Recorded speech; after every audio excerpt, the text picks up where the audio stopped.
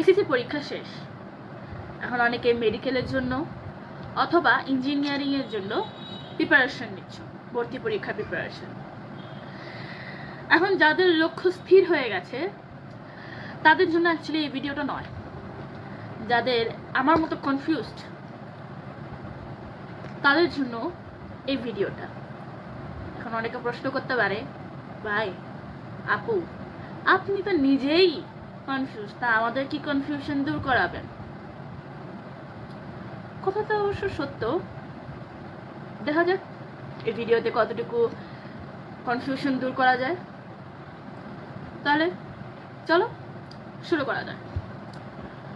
2024 সালের SSC student মানে ছিলাম, পাস্ট স্টুডেন্ট।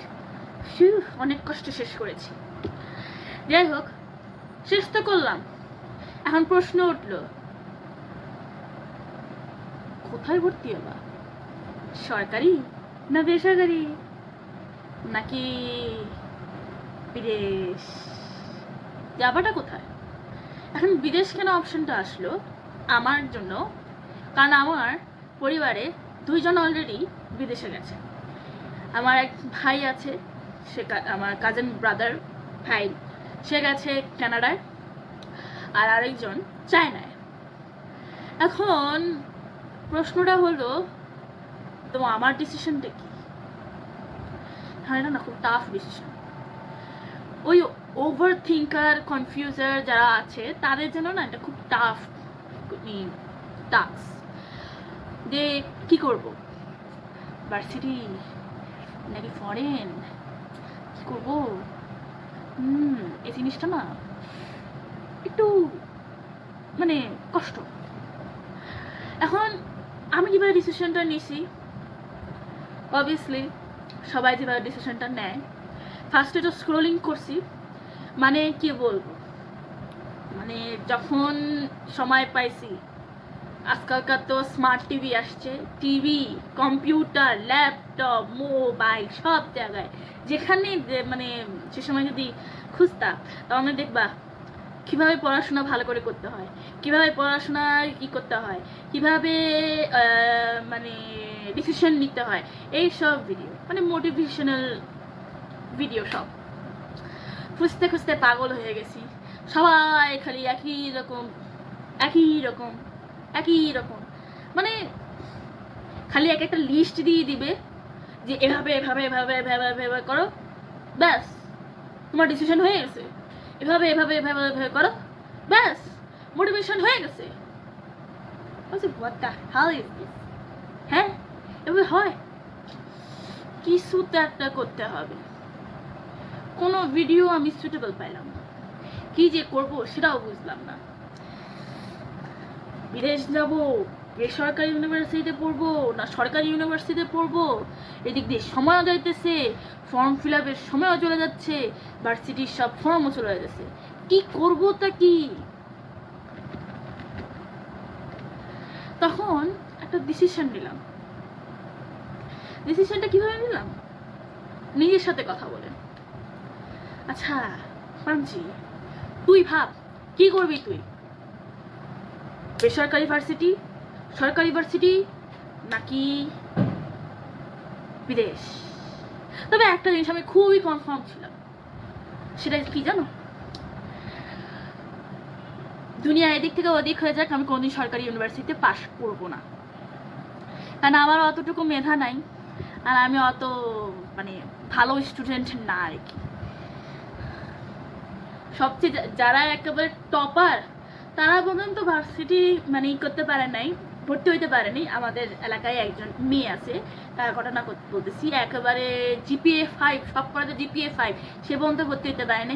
আমি তো ভাই এ পাওয়া মানুষ, এ প্লাসের সাথে কীভাবে টক্কর দিব? তো একটা জিনিসই বুঝছি, যাই করি না করি সরকারি তো ভাই আমার জন্য নয়। তাহলে অপশন কি বাকি রইল? বেসরকারি, বিদেশ, বেসরকারি, বিদেশ, কোনটা করবা? আমি তখন ভাবলাম, আচ্ছা বেসরকারিতে যে পরিমাণ টাকা খরচ হবে বিদেশেও সেম পরিমাণই টাকা খরচ হবে, কিন্তু বাংলাদেশের এডুকেশনের চেয়ে বিদেশের এডুকেশন অনেক ভালো, সেটা আমরা সবাই জানি। অপরচুনিটিস অনেক পাওয়া যায়। আর আমি যদি চাই আমি এই দেশে পড়াশোনা শেষ করে আমি আবার বাংলাদেশে এসেও একটা ভালো চাকরি পাবো, অথবা বিদেশেও সেটেল দিতে পারবো, right? It's a good opportunity. So আমি ভাবলাম তাহলে বেসরকারিকে মারো গুলি, আমি এইটাই নিই, বিদেশে নিই। তো এভাবে আমি ফুল অ্যান্ড ফাইনালি ডেসপারেশনের সাথে বিদেশ যাওয়ার সিদ্ধান্তটা নিলাম। এখন অনেকে ভাবতে পারে আচ্ছা আমার তো সরকারিও অপশন খোলা আছে, আমার জন্য বেসরকারিও অপশন খোলা আছে, সরকারি তারপর হচ্ছে বিদেশও খোলা আছে, তাহলে কি করব? তাহলে আমার জন্য কোনটা ভালো হবে? ইউনিভার্সাল একটা ট্রুথ কথা বলি, কেউ অ্যাকচুয়ালি বলতে পারবে না যে তুমি মনে কি চাও, ঠিক আছে? তুমি মন থেকে কি চাও? তুমি কি সরকারি ইউনিভার্সিটিতে চাও, না বিদেশে চাও, নাকি বেসরকারি? এটা বলার একটা কারণ, আমারই ব্যাচের একজন সায়েন্সের স্টুডেন্ট, ঠিক আছে, ওর মা সবসময় চাইতো যে মেয়ে, ওনার বড় মেয়ে ঢাকা ইউনিভার্সিটিতে পড়ে, এটা ছোট আর কি, তো সে চাইতো যে সে বিদেশে পড়াশোনা করুক। তার মেয়ে ফার্স্টে কিছুই বলে নাই, সেও হ্যাঁ হ্যাঁ হ্যাঁ হ্যাঁ আমি যাবো যাবো যাবো যাবো, ঠিক আছে, সে উইলিংলি সব কিছুই করছে। IELTS এর জন্য ভর্তি হয়েছে, মা এজেন্সি খোঁজা স্টার্ট করে দিছে, এক জায়গায় অলরেডি ওপেন ফাইলও করে ফেলছে। আর ওপেন ফাইল বলতে এখন অনেকে বলতে পারে এটা আবার কী জিনিস? ওপেন ফাইল বলতে অ্যাকচুয়ালি কোনো এজেন্সিতে যদি তুমি কনফার্ম যে তুমি এখানে ওদের সাথে কাজ করবা, তো কাজ করার জন্য ওদের একটা নির্দিষ্ট অ্যামাউন্ট টাকা দিয়ে ফর্ম ফিল আপ করে দিতে হয়, বা একটা অ্যামাউন্ট দিয়ে একটা ফর্ম খুলতে হয় যে হ্যাঁ এই মেয়ে সে বিদেশে যাচ্ছে, এর কনফার্ম, এদের সাথে আমরা কাজ করবো, তো এটাকে ওপেন ফাইল বলা হয়। মানে অনেকে বলে আর কি, অন্য যদি কোনো ভাষা থাকে তাহলে সেটা আমি জানি না, আমার যেটা ভাষা জানা আমি সেটাই বললাম। আর সেটাও করে ফেলছে। যখন ঢাকা ইউনিভার্সিটি, ঠিক আছে, ফর্ম যখন ছাড়া স্টার্ট করছে, তখন মেয়ে উল্টে গেছে, বলছে না আমি বিদেশ যাব না, আমি এখন ঢাকা ইউনিভার্সিটি করবো। মা তো খাইনা খুঁজা শেষ, টাকা পয়সা এত কিছু খরচ করলো, মেয়ের এই করলো, মেয়ে এখন IELTS পড়তে যায় না, এখন কিছুই করে না, এখন কি করবে? মায়ের এত বড় স্বপ্ন শেষ। সেজন্য বলতেছি ডিসিশনটা ওয়াইজলি নিতে হবে। এখন মা বলবে তুমি অমুক করো, বাবা বলবে অমুক করো, তোমার ফ্রেন্ডসরা বলবে ভাই এটা কর, এটা ভালো, তোমার টিচার্সরা বলবে এটা করো, এটা ভালো, বা তোমার আশেপাশে যারা আছে তারা বলবে এটা এটা করো, ওটা ওটা করো, এটা করো, ওটা করো, এটা করো। তুমি অ্যাকচুয়ালি কি চাও? আসলে সত্যি কথা যদি বলি, এটা না তুমি যতই মোটিভেশনাল স্কুল করো, যতই তুমি ভিডিও দেখো, যতই তুমি স্টাডি ভিডিও দেখো, যা দেখো, দুনিয়ার যদি সবচেয়ে বড় বড় বোমবাস্টিক অ্যাটম বোমের মতো জিনিসও যদি তুমি দেখো না, কিচ্ছু লাভ নেই যদি না তুমি তোমার মনে থেকে ক্লিয়ার করতে পারো যে তুমি কি চাও। তুমি এখানে সরকারি ইউনিভার্সিটিতে পড়তে চাও, Dhaka university, Rajshahi university, Chittagong university, Jahangirnagar university, কোন ইউনিভার্সিটিতে পড়বা তুমি কোনটা, বা ড্যাফোডিল ইউনিভার্সিটি বা সিটি ইউনিভার্সিটি, বা কোথায় পড়বা, এটা যদি তুমি না জানো, এটা যদি তুমি মন থেকে বলতে না পারো, তাহলে তোমার কোনো লাভ নাই। ঘটনাটা অনেকটা যদি বলি ইসের মতো, তোমার সায়েন্স কমার্স আর্টস নেওয়ার মতো। এখন অনেকে বলতে পারে সায়েন্স আর্টস কমার্স কয়েকটা বিষয়ের উপর নির্ভর করে। এক, তুমি কোন সাবজেক্টটা নিয়ে পড়তে চাও, তোমার কোনটার ওপর তোমার সবচেয়ে বেশি আগ্রহ। দুই, ফাইন্যান্স তোমার ফাইন্যান্স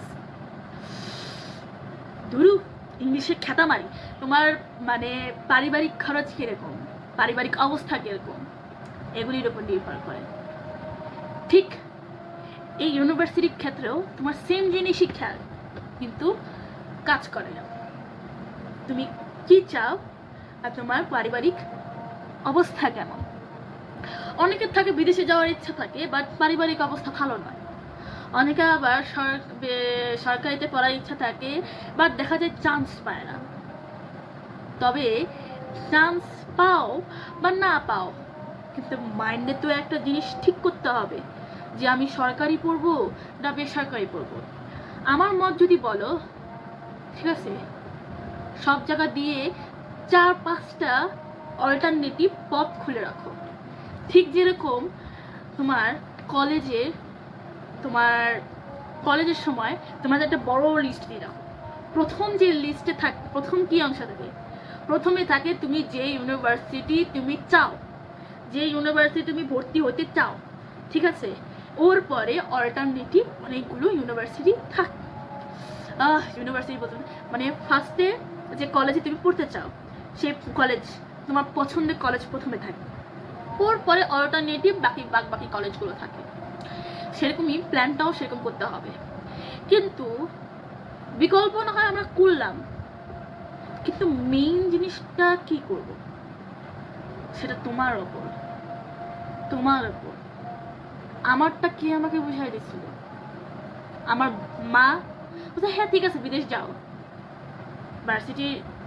ইউনিভার্সিটির ফর্মগুলো একটু ফর্ম নিয়ে নাও, একটু ভর্তি পরীক্ষাটা অ্যাটেন্ড করে দেখো।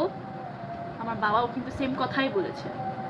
যখন এটা শেষ হয়ে যায় তারা কিন্তু বলছে যে ডিসিশনটা একটু হয়ে গেল, হ্যাস্টিক হয়ে গেল। যদি যদি কারণ বিদেশে তো একটা প্রবলেম আছে যে ভিসা প্রবলেম, যে অনেক সময় ভিসা ক্যান্সেল হয়ে যায়। যদি সেটা হয়ে যায় তখন কী হবে, বা কোনো যদি কীভাবে অফারিং লেটার বা যে অফারিং লেটার ইনভাইটেশন লেটার বা কী লেটার টেটার আসে, এগুলো যদি না আসে তখন কী হবে। যদি ইউনিভার্সিটি যেটাতে চাচ্ছ সেটা যদি না হয় তখন কী হবে। যে দেশে চাচ্ছ যে দেশে যদি তুমি না পাও তখন কী হবে।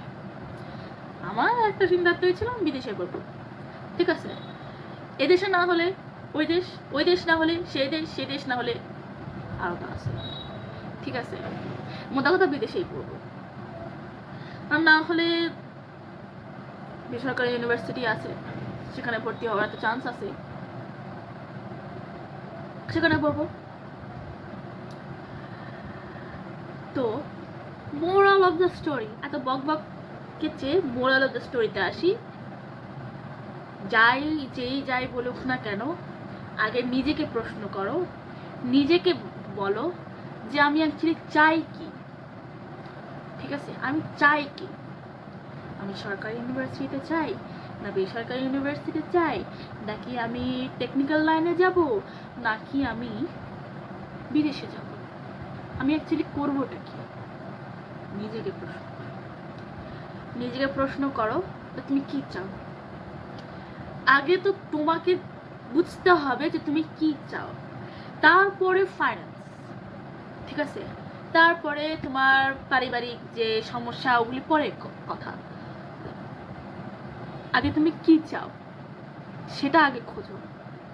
এখন অনেকে ভিডিওতে ঢুকে এত দূর পর্যন্ত আয়সা বলতে পারে আপু দিদি আপনার পর্যন্ত আসলাম, কিছুই তো বুঝলাম না।